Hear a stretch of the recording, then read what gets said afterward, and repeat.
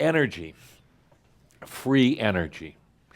This is going to be so outrageous because you've been addicted to positive, negative energy, pulling it in different ratios. Sometimes you got like 62% negative, not bad negative, just negative, 62% negative over here, and the other part is positive, and the ratios shift back and forth all the time, but this is constant inflow and outflow of activated energy. Activated meaning it's put into a bias of positive or negative. We don't need to do that. And it's so outrageous because nobody's ever done that on Earth before. Nobody's ever done that. It's going to feel strange because there is no power to this free energy. The free energy is all around. I mean, it's this incredible. Some people call it the the field, the source field, or things like that.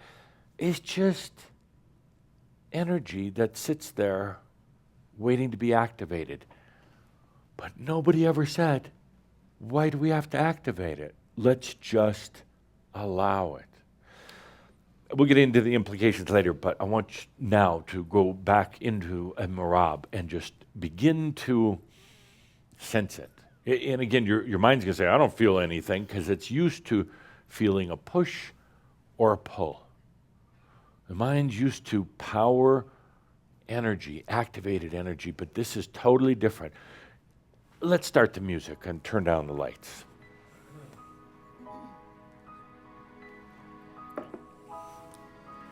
This is more than outrageous. This is totally outrageous. Talking about things like free time and free energy. Observe how they are very related. We'll go into it later. I don't want to get into too much lecture today, but free energy, what I used to call neutral energy, it hadn't been activated. Now your body has become dependent on activated, biased energy, positive and negative. And that's how it operates. That's how the blood keeps flowing and how all the enzymes working. They are constantly in a flow of various ratios of positive or negative energy. But feel for a moment or sense for a moment now. If the doorways are open into your body for free energy that has not been put into light or dark, positive, negative, it just is. It just is. It doesn't need separation.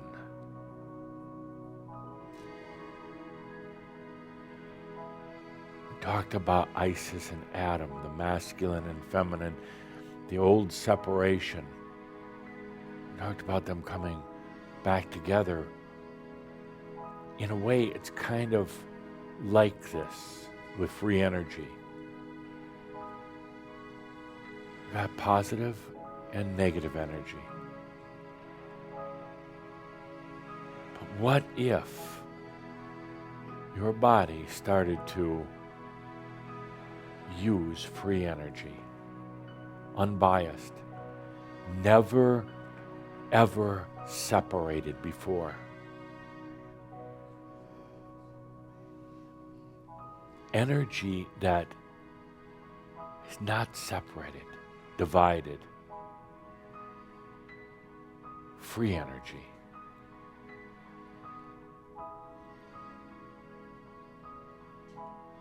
Energy that has no power to it. I also like to call free energy the forceless energy.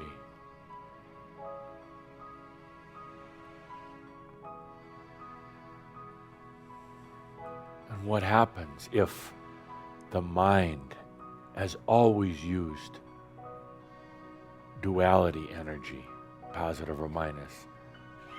What if that's the programming of the mind, that for every thought that goes through it, for every belief that is in it, it has pulled forth old duality energy. What if now pure energy that's never been separated or divided, you could say it comes straight from the passion of the I am, without division. What if that comes into the mind and the thoughts and the beliefs and even your intellect? Pure, free energy.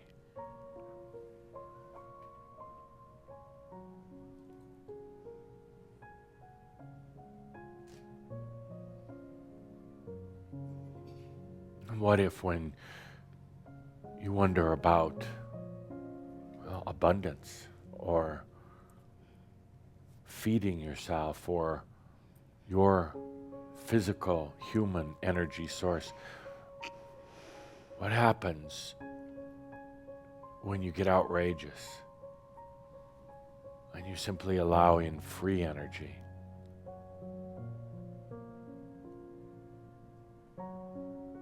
And that's the source of your abundance rather than old power energy.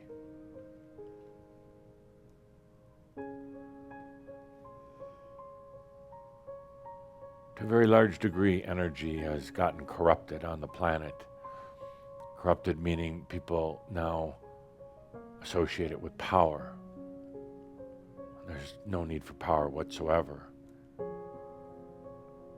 Energy, power, force, all kind of the same thing. What if we as a group get really outrageous and we transcend that? No power, no force, no friction, no resistance. What if we open the doors and windows to our very being as humans and allow free energy? Can you feel its purity? Never separated, never divided, never put into opposites.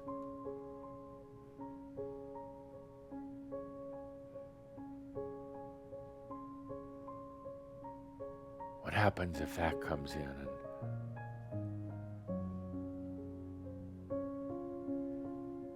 what happens if you can just breathe it in?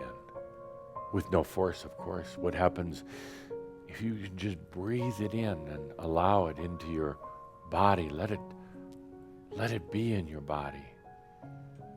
What happens if it comes into your thoughts and your mind?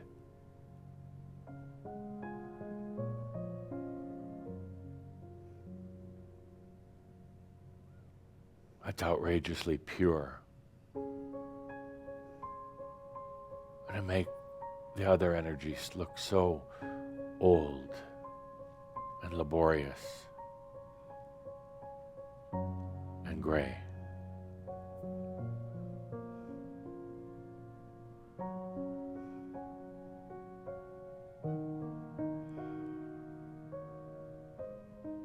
So when I ask, why would you possibly want to stay on this planet, the planet that is not for masters? What we are actually doing is changing the paradigm, changing everything. We're not staying in time. We're not staying in old energy. We're changing it.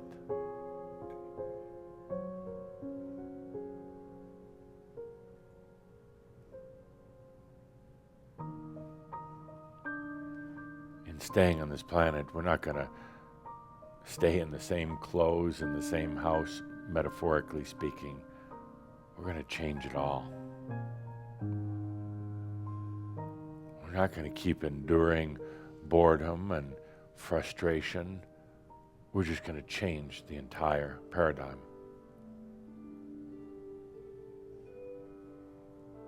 starts right here, in the midst of the real transhuman.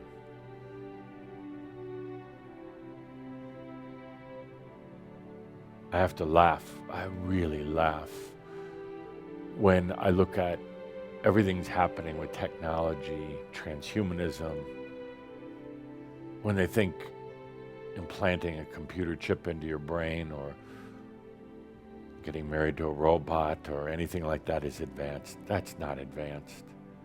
That's the same old crap, just faster. Transhumanism, to me, is what we're doing right here. We're changing the game. We're going into free time.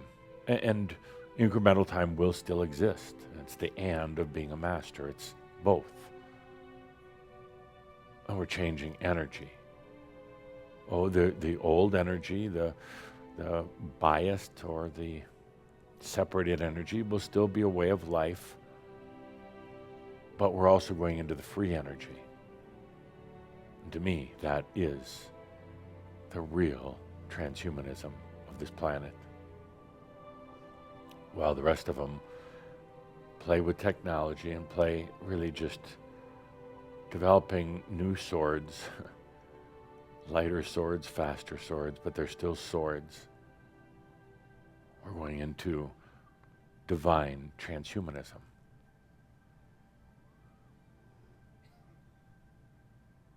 That's why you're staying. That's why you've chosen to be here on the planet. That's the potential I talked about before. You're leaving behind your legacy. Why? Because, well, hell, you're a creator, because you can. Legacy of true change, a potential for others if they choose to continue with it. Let's take a good deep breath during this day.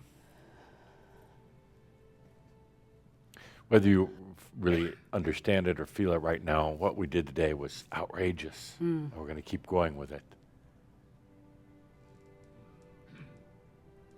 Let's take a good deep breath.